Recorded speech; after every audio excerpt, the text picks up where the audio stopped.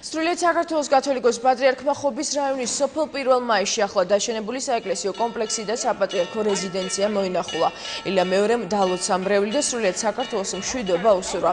პატრიარქმა ქართულ ხალხს ერთიანობის შენარჩუნებისკენ მოუწოდა. საეკლესიო კომპლექსის ქტიტორი ხობის მაჟორიტარი დეპუტატი გოდერძი ბუკია საეკლესიო კომპლექსს საფუძველი 2006 წლის ბრძობის დღესასწაულზე ჩაეყარა და ის გასხის მაცხოვრის ტაძრის ანალოგია.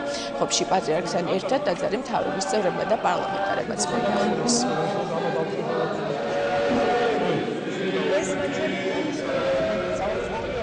ჩვენ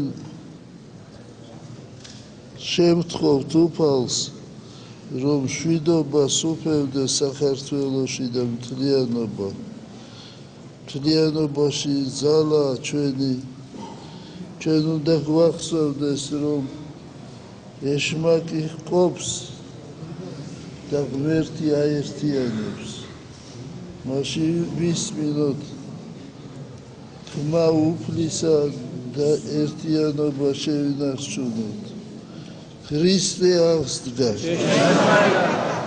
7 წელია ვაშენებთ ამ ტაძარს, მეუფე გრიგოლის კურთხევით 2006 წელს იკურთხა საძირკველი. ვაშენებდი, ძალიან დიდი პრობლემებიც იყო, ომიც იყო, ყველაფერი იყო, კრიზისი იყო, გავიარეთ ეს ყველაფერი და დღეს ხედავთ, რომ ეს სამონასტრო კომპლექსი უაღრესად აშენებულია.